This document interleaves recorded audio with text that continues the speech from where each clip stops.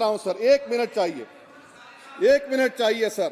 Sir मेरा मानना यह है कि आज मैं बहैसियत एक भारत के गयूर मुसलमान के, let me stand as a tall Indian Muslim and say that the light of Indian democracy today is at its dimmest today, sir. Sir, in conclusion, मेरी फिक्र में मेरा ईमान मुझे कहता है कि जिस जगह पर मस्जिद थी, है और रहेगी, बाबरी मस्जिद है और रहेगी, बाबरी मस्जिद जिंदाबाद, जिंदाबाद, भारत जिंदाबाद, जय हिंद। सबको जोड़ने की बात की जाए वो बेहतर है जी। श्री बीबी पाटिल जी। और हम पर इल्जाम लगा दिया गया। सर, क्या मैं बाबर का स्पोक्स पर्सन हूं? क्या मैं जिना का स्पोक्स पर्सन हूं? क्या मैं औरंगजेब का स्पोक्स पर्सन हूं?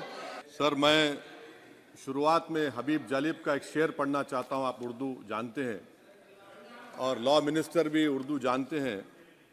हबीब जालिब ने कहा था कि हुक्मरान हो गए कमीने लोग, खाक में मिल गए नगीने लोग, हर मुहिब वतन जलील हुआ, रात का फासला तवील हुआ, आमिरों के गीत जो गाते रहे वही नामो दाद पाते रहे, रहजनों ने रेजनी की थी, रहबरों ने भी क्या कमी की थी।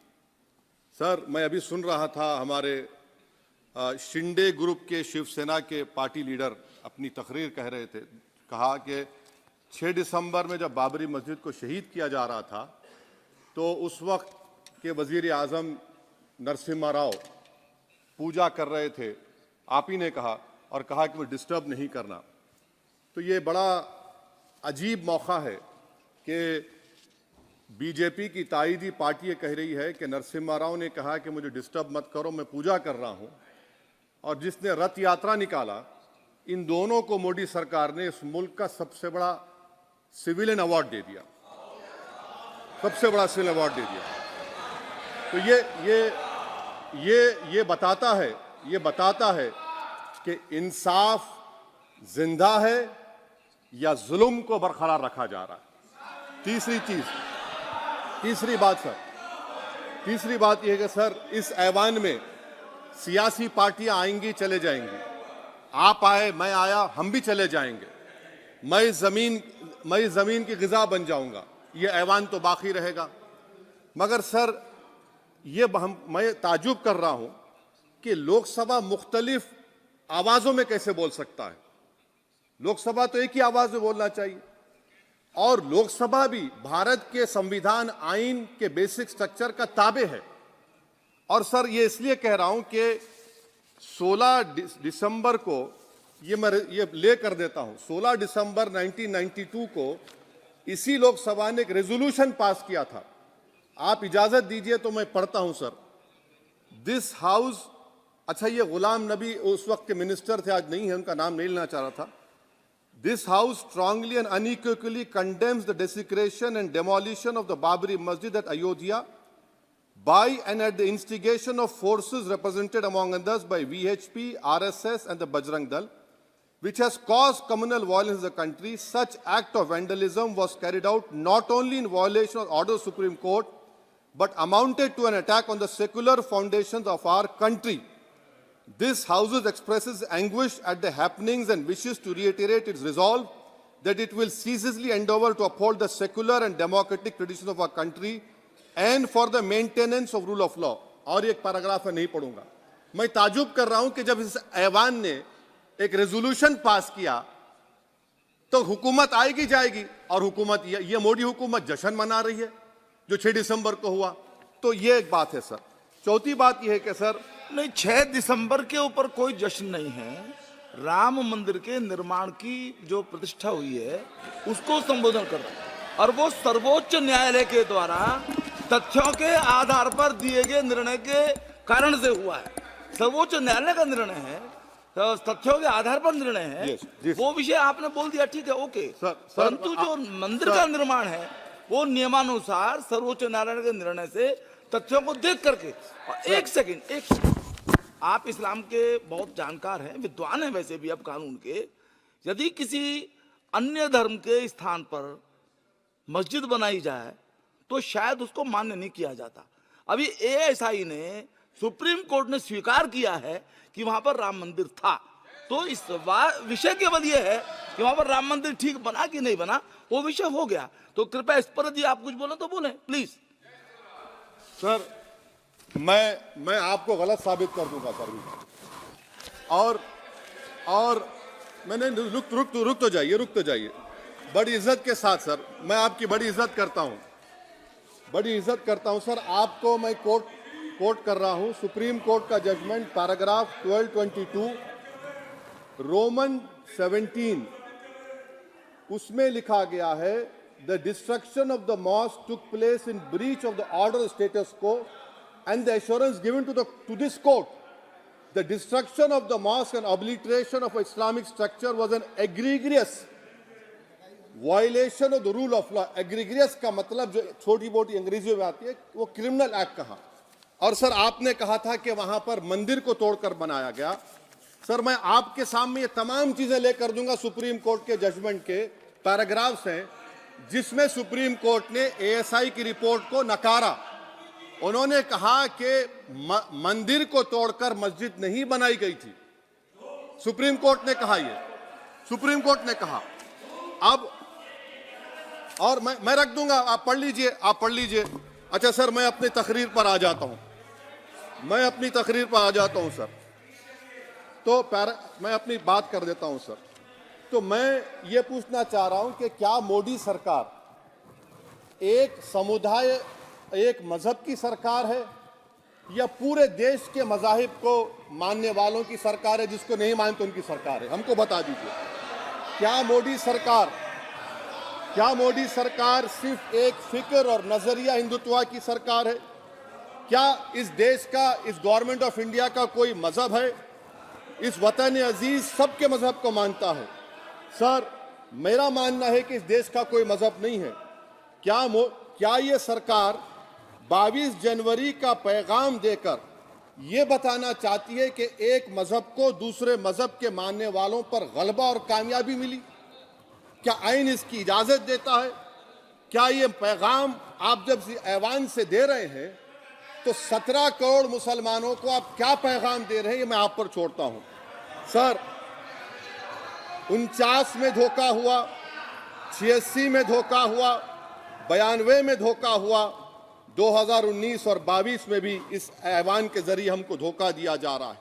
और अफसोस के साथ कहना पड़ता है सर कि मुस्लिम अक़लियत को हमेशा यह कहा गया कि तुमको भारत के शहरी बरकरार रहने के लिए एक बहुत बड़ी कीमत तुमको चुकानी पड़ेगी, और हम पर इल्जाम लगा दिया गया। सर क्या मैं बाबर का स्पोक्स पर्सन हूं? क्या मैं जिना का स्पोक्स पर्सन हूं? क्या मैं औरंगजेब का स्पोक्स पर्सन हूं? बताइए सर, आखिर मैं कहां तक आप मुझे लेकर जाएंगे?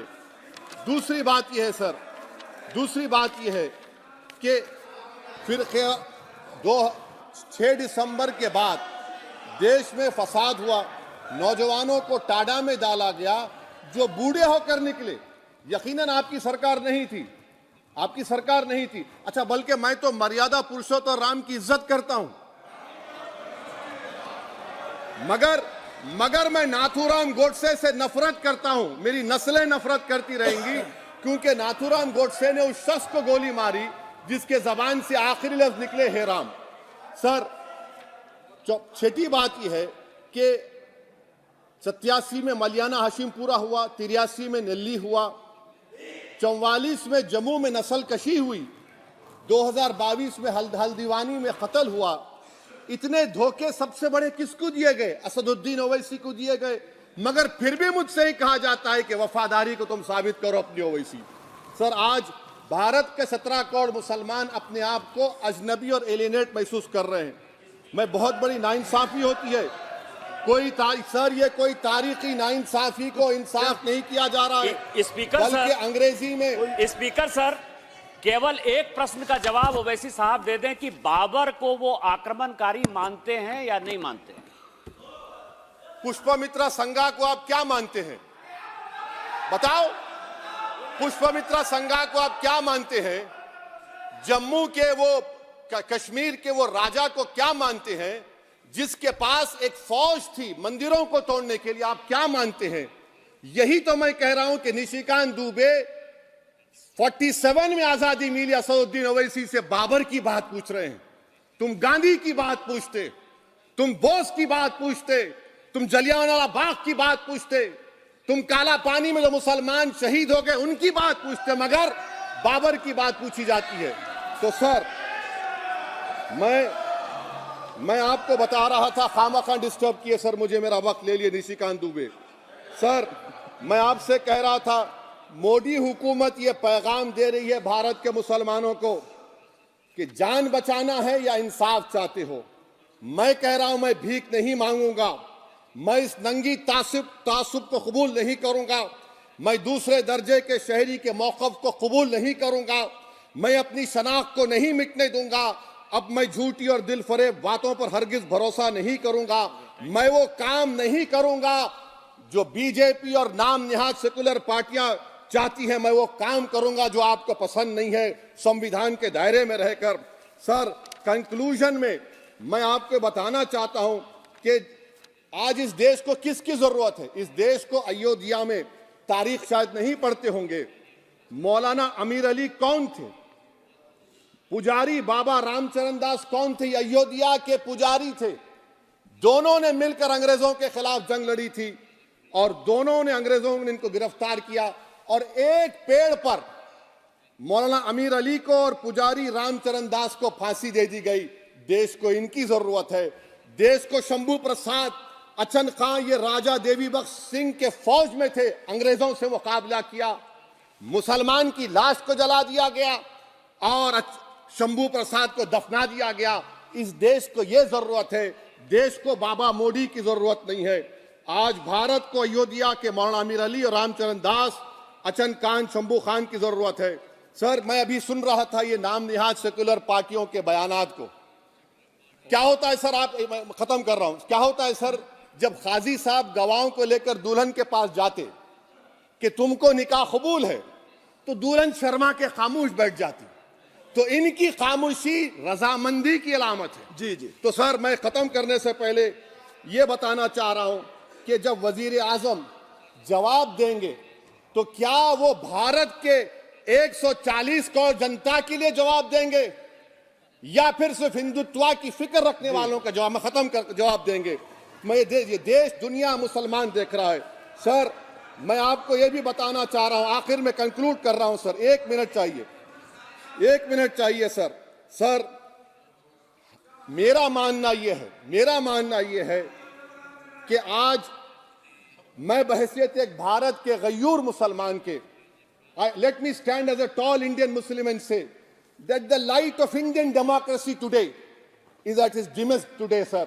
Sir, in conclusion, मेरी फिक्र में, मेरा ईमान मुझे कहता है कि जिस जगह पर मस्जिद थी, है और रहेगी, बाबरी मस्जिद है और रहेगी, बाबरी मस्जिद जिंदाबाद, जिंदाबाद, भारत जिंदाबाद, जय हिंद। सबको जोड़ने की बात की जाए वो बेहतर है। जी, श्री बीबी पाटिल जी।